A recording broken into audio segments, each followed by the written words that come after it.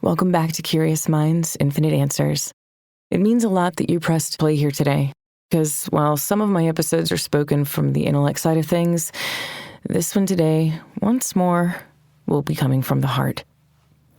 Sometimes everything happens at once, and when it does, we find out who we're becoming in the stillness between it all. And with that, what do you do when life hands you loss, change, beginnings, endings, and uncertainty all at once? Well, first you cry because you're not a psychopath. You're a human with feelings and emotions.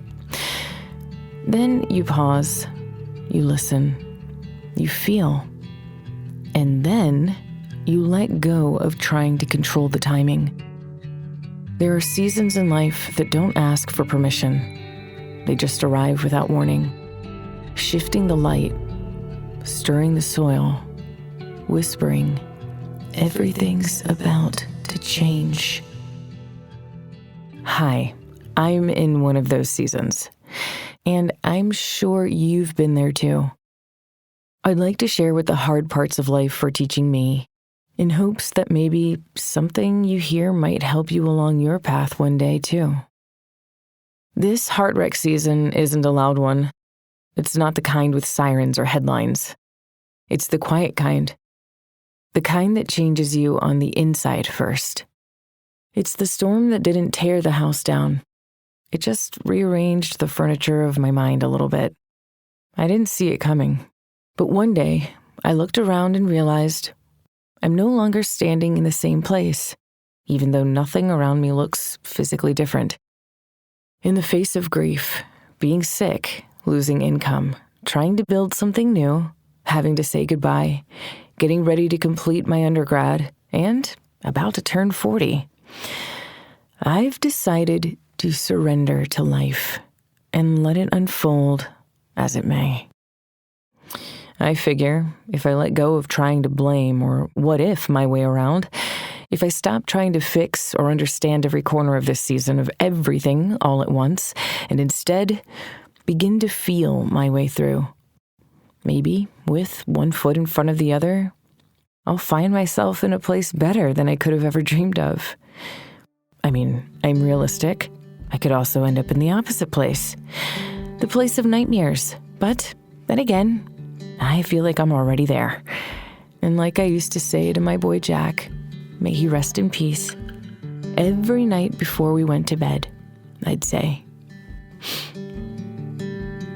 guess what tomorrow is? A brand new day filled with endless possibilities. How about that?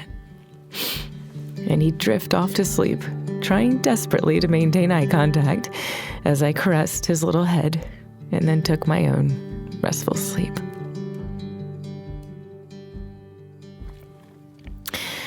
I would like to believe that maybe this isn't a season meant to be solved. Maybe it's one meant to be surrendered to. And while money, pets, people, and things come and go, and sometimes it feels like the universe throws everything at us to punish us, it's not. It's simply meant to break us open, because something new is trying to be born. Truth is, surrendering doesn't always look peaceful. Shout out to my recycling bin full of empty tissue boxes. Sometimes it looks like lying on the floor or couch, staring at the ceiling, wondering if you'll ever feel normal again. Sometimes it looks like brushing your teeth through tears, or forcing yourself to eat when you have no appetite for life. But you do it because somewhere deep inside, there's the spark, even if a mustard seed size, of willpower that refuses to go out, even when everything feels like it's gone dark. I truly hope you hear my heart today. I want to extend the reminder of that quiet strength I know you have. We all do. It's the kind that doesn't roar. It calmly says, get up, keep going. Just one more step. We don't talk enough about the kind of resilience it takes to simply keep showing up. To answer emails or jump on Zoom calls when your heart is grieving a loss. To be kind when you're running on empty. To choose not to drown in your own thoughts when it would be so easy to let them carry you away. And when debt can be a major factor in the perfect storm of life events. There's this line we walk between honoring our pain and not letting it own us. Between letting ourselves feel everything, but not letting those feelings drive the narrative of who we are. And that takes awareness, real conscious awareness. Because our mind will try to convince us of all kinds of stories when we're hurting. It'll say, you didn't do enough, that if only this or if only that you'll never feel whole again. But these statements are not truths. It's fear disguised as fact. As of late, I've been practicing catching my thoughts, looking at them like small flames before they turn into wildfires, just noticing them, not judging, not spiraling, just noticing. Then, taking charge of which thoughts I allow myself to dwell on. Some moments are easier than others. Being the observer of your own thoughts takes a lifetime of practice. We all think automatically. It's like breathing. And depending on how busy your life is, this may be the hardest practice you ever challenge yourself with. But it is a practice, nonetheless, that has helped me in the face of grief, sickness, lost income, building something new, having to say goodbye. And I highly encourage you to try too. So, if no one has told you lately, you're doing better than you think, trust me. We don't have to have all the answers. We don't have to feel inspired every day. We don't have to keep it all together. What matters is that we're aware, that we're willing to keep feeling, showing up, and finding our way, one breath, one step, one pause, and thoughtful reflection at a time. When my boy Jack had to be put to sleep to end a sudden onset of suffering, I was devastated. I'd been preparing my heart for this goodbye for the last 3 years, but it turns out you're never really ready to say goodbye to a being you love so deeply. Jack taught me so much about softening my heart, enjoying the moment, stopping to make new friends, healthy diets, loyalty, courage, friendship, and love. The list could go on and on. I had to hold my grief in for 2 days because while I work from home and normally am home every single day with him, I just so happened to be away on a work trip, trying to build something new with a friend when the day came that he had to say farewell to this world. I had to keep smiling, shake hands, take meetings, walk through 2 airports, and fly home, all without breaking out in tears. When I finally arrived home with the knowledge that walking through my front door would never again look or feel the same, I let my emotions free. I took a whole Friday, a whole Saturday, and a whole Sunday to just feel it all. Cry it out and grieve. In it all, I chose to maintain a heart full of gratitude for having the honor of having Jack as long as I did and being chosen to be his caretaker. I managed to journal how I felt and even jot down memories that made me smile so that I'd have them forever. I managed to peel my grief off the couch and take a walk each day in the sunshine. I even managed to eat a meal each day. The hole in my heart will never go away, but I think instead of leaving it as this empty space that needs to be filled, I'll capture all the love and memories of Jack and store them there instead. This is my story of grief, I hope maybe something here might help you when you have a story of your own to process. I do want to take a moment to thank everyone from the bottom of my heart for reaching out, sending their encouragement and condolences, and speaking life back into me.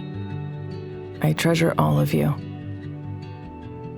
In this episode, I'm not going to go into all my stormy weather this season, but I will share one more. I recently was asked to join a Zoom call with a group of project managers who I work with, without any reference to what the call would be about.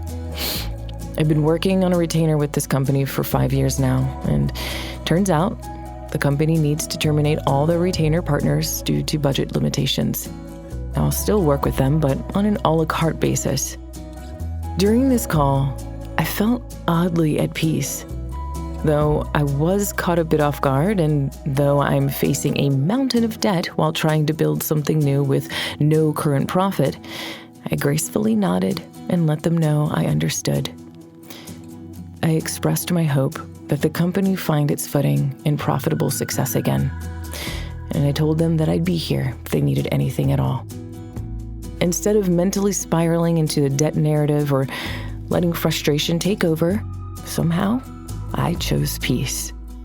I chose to be grateful for every month they sent a paycheck, for the time we worked together, and for the chapter that's now closing. I choose to believe in this instance, what is meant for me will be, even though I may not know how it'll all turn out yet. In this season of digging for strength, I'm learning a lot about myself, and I'd like to help encourage you for when you face these times too. Know this: you are not broken. You are breaking open. There is power in your stillness and wisdom heard only in the quiet.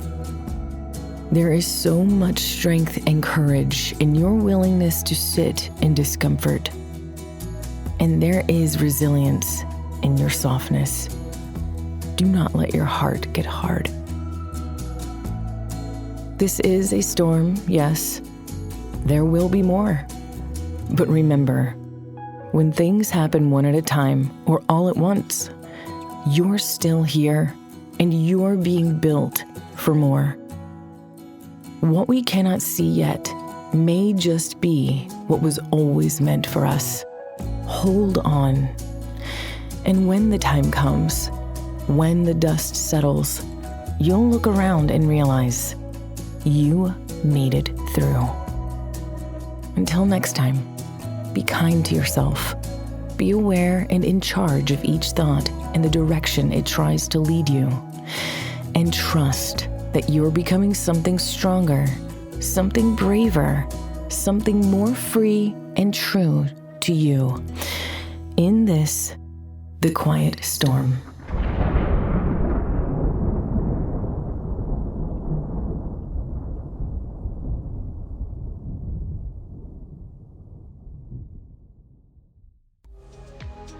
Thank you for tuning in to Curious Minds, Infinite Answers. I'm Courtney Christine Koskin, and I hope you'll join me for next week's episode as we proceed down the path of curiosity and discovery, uncovering various topics along the way. If you have any comments or want answers to your burning curiosities, drop me a line in the comments below. Until we meet again, find the good in the world, and if you can't find it, be the good.